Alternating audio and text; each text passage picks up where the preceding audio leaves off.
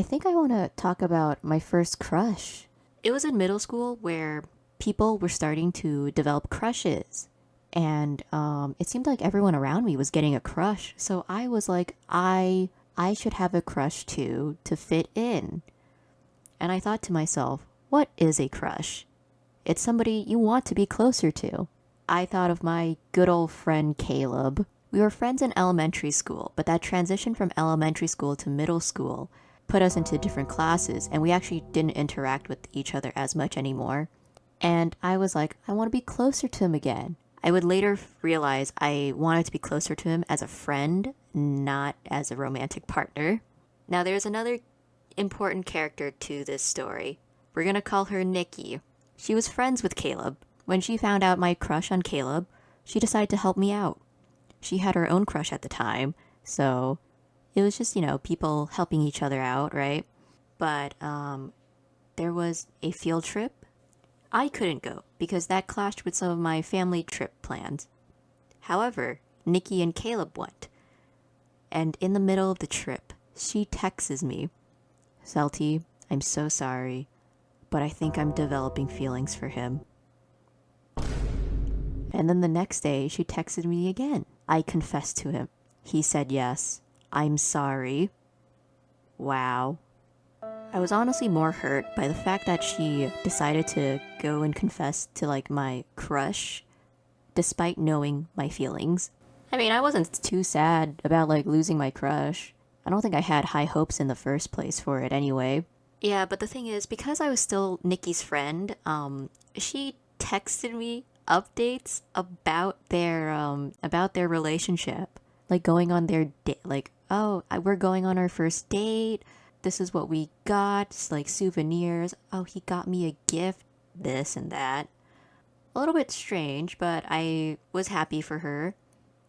But I believe their relationship ended shortly after we got into high school because we ended up going to different high schools. She was the only one who went to a different high school than us. Actually, she wanted me to tell him, "Hey, can you tell Caleb that we're breaking up for good? We're done, forever." And I told her that would be a little bit awkward since I don't talk to him.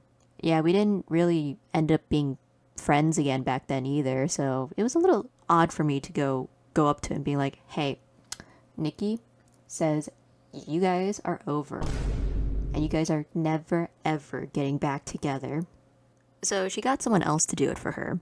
But it doesn't end there because a few days later she would text me again, "Hey, me and Caleb, we're done, right?" And I was like, "Yeah." And we are not getting back together ever. I didn't know where this was going. And I was like, "Why are you asking me this?" And then she says, "You can go to him now if you want." Oh my god. That is not at all what I was expecting. It sort of sounded like she was done using him and she was letting me have the leftovers. I told her it was fine. I actually got over my crush on him and that I had fictional characters instead. Yes, it sounded pathetic, but that is the excuse that I came up with because it was low key true at the same time. I mean, I didn't mind. I wasn't looking to be in a relationship at the time anyway. It doesn't end there because a year later, she would text me again being like, "Oh my god, I missed everyone from middle school. Can we get the gang back together?" And I was thinking to myself, what gang? Because she and I were in two different friend groups in middle school. And then when she listed out the people that were going, I kid you not, I think she picked the 6 people, including herself, who were never, I don't think all of us were ever in the same room once. That was something else. We ended up going to the mall. It wasn't until the others were we were separated where she actually told me and this other person with us the real reason for this trip. She wanted advice on finding her current boyfriend a gift because his birthday was coming up. I could not believe this. Why why would you make this hangout then? Because there's already a somewhat awkward triangle in here, and you couldn't just make the hangout just us, of the people who you wanted to like get like the opinion of, right? This could have been two different hangout dates. And her ex was on that trip too. He was there. Yeah, I don't know what happened to her afterwards, but I'm sort of glad she slowly faded out of my life because I don't know what would I do if she was still in my life. Remember how I said I was going to talk about Cloud's first impression that I've had of him? But like I was going to revisit that on a later video. This is that video now.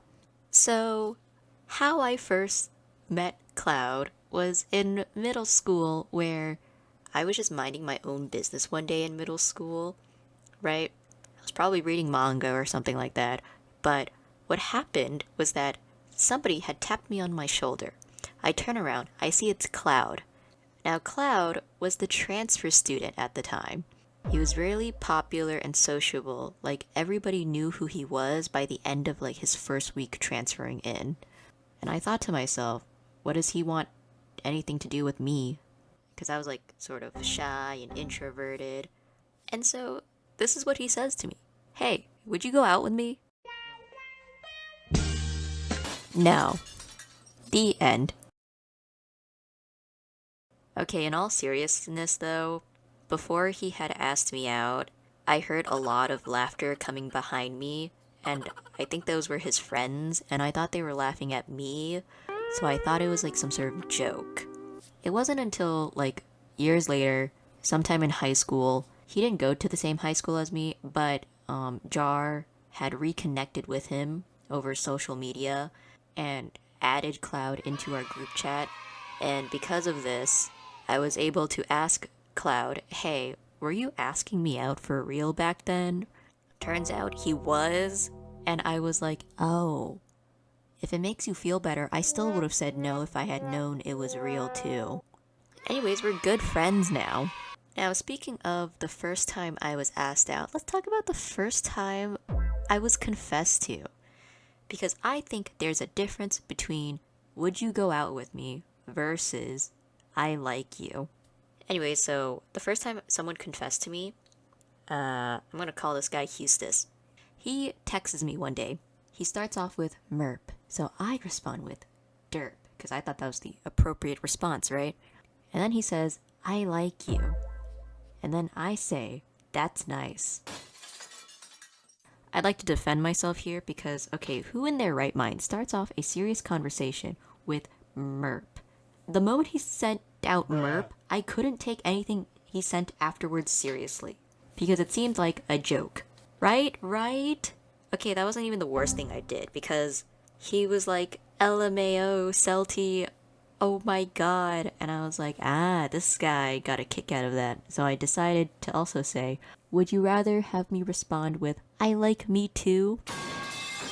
Yeah, I doubled down. It was really bad. I still thought it was a joke at this point. The thing is, I didn't know it was real until 30 minutes later, where he would then say, so you don't find it weird? And I was like, weird? That I actually like you? Oh no, I messed up. So yeah, the first time someone confessed to me, I responded with, that's nice. Not my greatest moment, but is definitely a funny story to tell now. But the thing is, it didn't end there, because before I even had a chance to reject him, this happened. Because this was the first time somebody had confessed to me, I decided to take this seriously, now knowing it was for real. I wanted to take this into deep consideration. So I wanted to get another opinion of a friend, right? And who was sitting in our voice call at the time? It was Elm. I wanted to tell them about who had confessed to me. Except, as I'm explaining this to them, this guy, we're gonna call him Kevin joins in. And because of this, I decided to keep the identity of who confessed to me a secret because Kevin was closer to Eustace than he was to me. Because of this, I had to keep the identity a secret. Unfortunately, while I'm telling this to Kevin, Eustace had texted Kevin, I confessed to the person I liked. Kevin, this dense guy, was like, yo, that's insane.